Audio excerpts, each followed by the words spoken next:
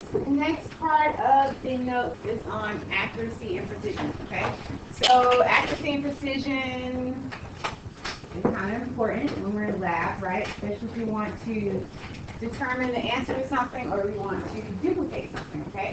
Accuracy refers to how close a measure value is to the accepted value, okay? Accuracy. So is it correct? So for instance, if you take a class in my, if you take a test in my class, how do you know you were accurate? If you get, what? If you get close to 100, the closer you get to 100, because that's how high our test grades go, then the more accurate you are. Okay, so that makes sense? That is, 100 means you got everything right. So the closer you are to 100, the more accurate you are. Okay, so for instance, if we're trying to determine the density of some metal, and if I look it up in a book and it says the density is supposed to be 3.74, I'm going to do my measurements somewhere around 3.72, that's pretty accurate. Okay, that's pretty accurate. All right, precision is how close a series of measurements are together. Or if you are to repeat a trial, you're always in the same kind of space, okay? So if you're taking a test in my class, you've taken multiple tests, okay? And you consistently get 80, 82, 81, 83, 82, 81, and you are very precise. You get the same, all the same measurements are all kind of in the same space, okay? So the first thing is, if you're doing precision, this has to do with a series of measurements, okay? So which means you need more than one.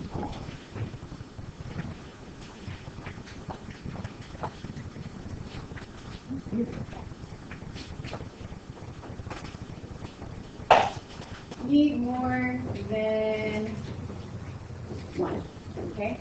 You cannot be precise if you don't have more than one, okay? So you can't say, on this first test, I was very precise because I got a 98. You have nothing to compare it to, okay? So you can only be precise if you have more than one measurement. Does that make sense? All right, so here is the example of the bullseye are the easiest, okay? So here, I have one arrow, and I hit it in the middle. So remember, if you've ever done archery? Archery, okay. If you've done archery before, the center is where you want to hit. So on this first one, it is very accurate. Is it precise? Why not? Because there's only one. There's only one. So this is very accurate, yes, but not precise. Precise? No, because you only have one. All right, what about the second one? Precise, but not accurate. I'm going to assume that you just knew that without reading it. Okay, I know it says it on there, all right? So here the arrows are all in the same spot, but they're not where they should be, or where we would like for them to be, okay?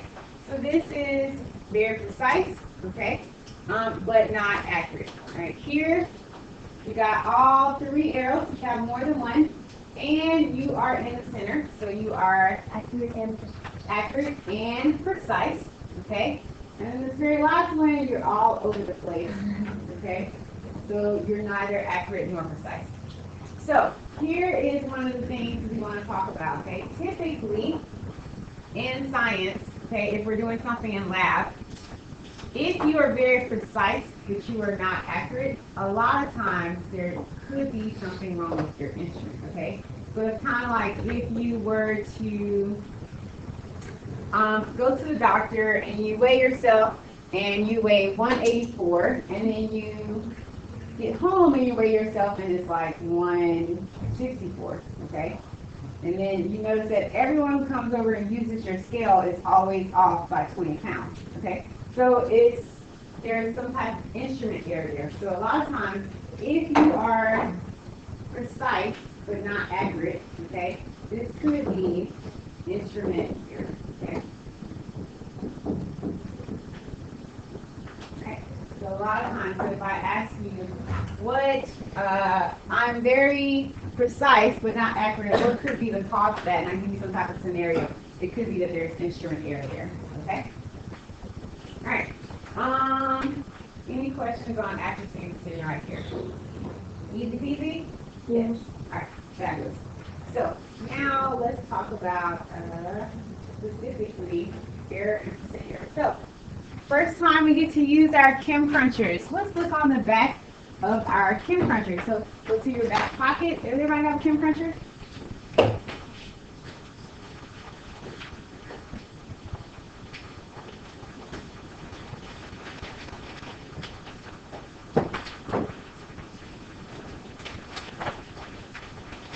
So on the back of your Chem Cruncher, on the back, so not the side of the periodic table, on the bottom right corner, there are two equations. One is percent error, and one is percent yield.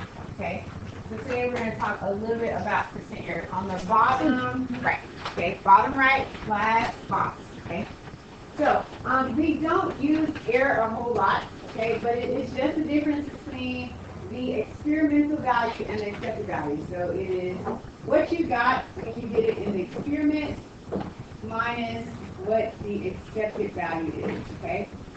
So we don't use this equation too much because we like the percentage. And when I say accepted value, I mean what is true or what is known to be fact or what is in the book. Okay? It is true, it is fact, it is in the book. It is known or proven to be that number. Okay? Experimental is I did this in lab and this is what I came up with. Alright?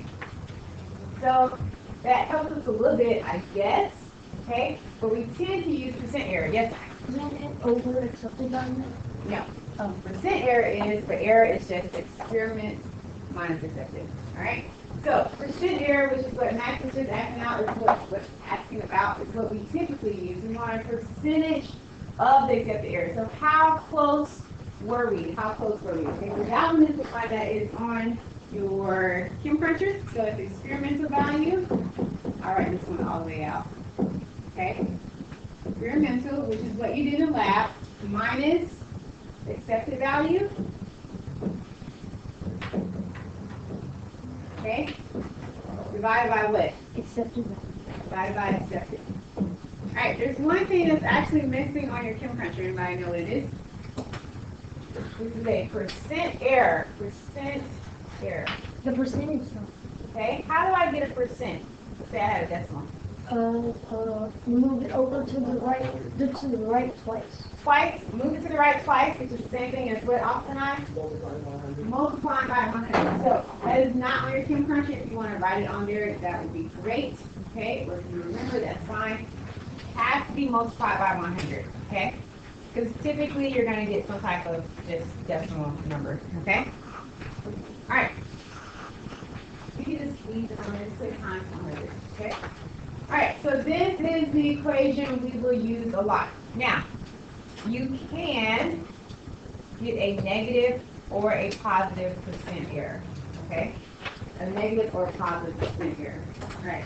If you have a positive percent error,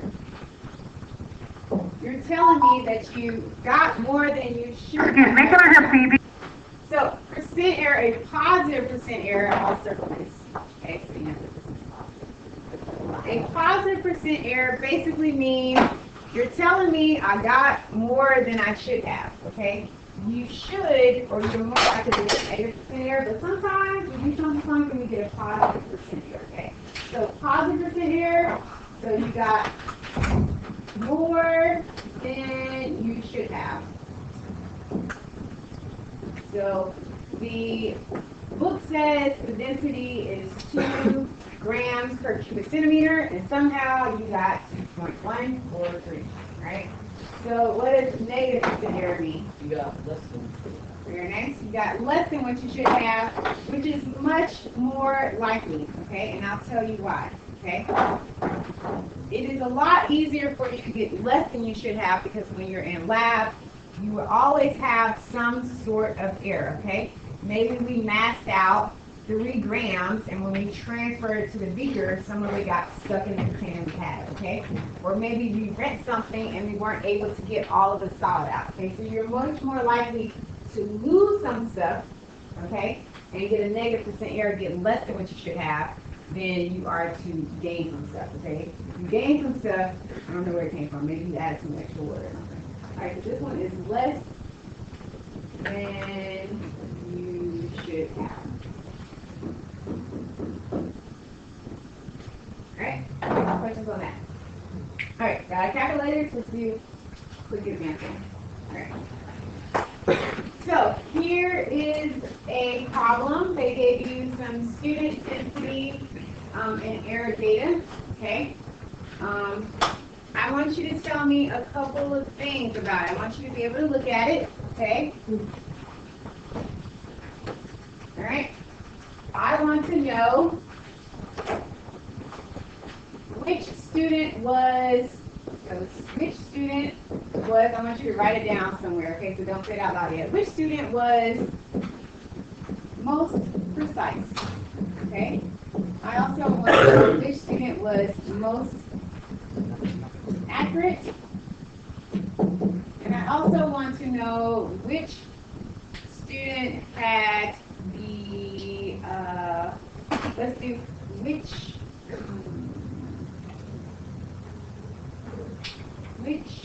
trial had positive percent errors. Okay, I'll make it easy.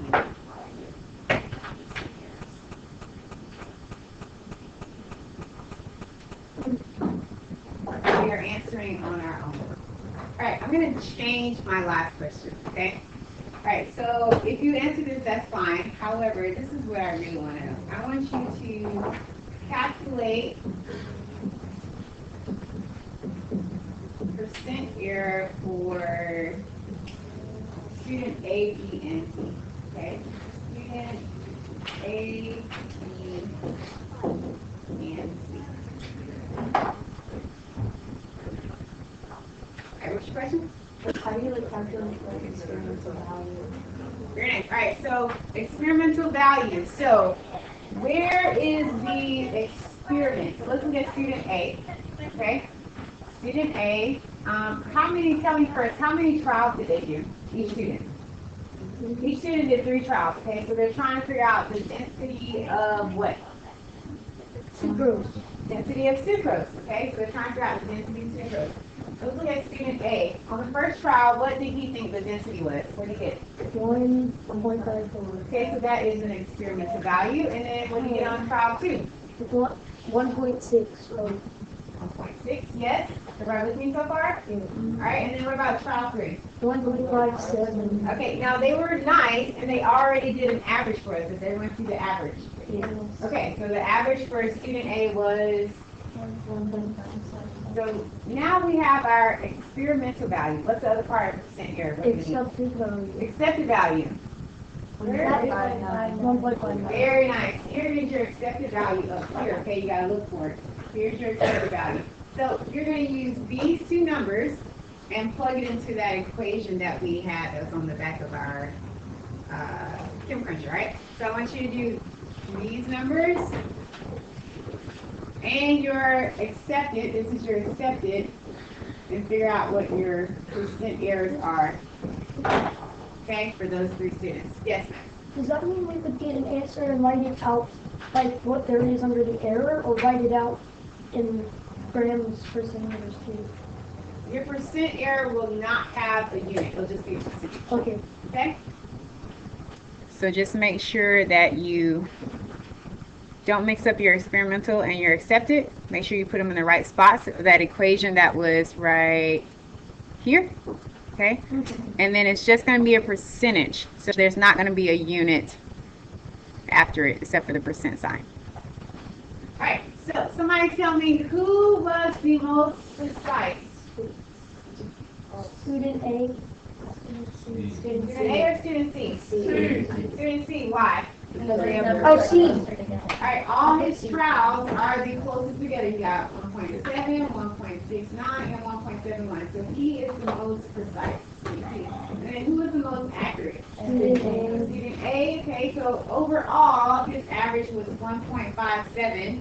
Which is the closest to 1.59. Okay, so this is 1.51, this is 1.7. So student C was very precise but not accurate, okay? So student, how do you finish that? Student C and then student A. All right. So remember, key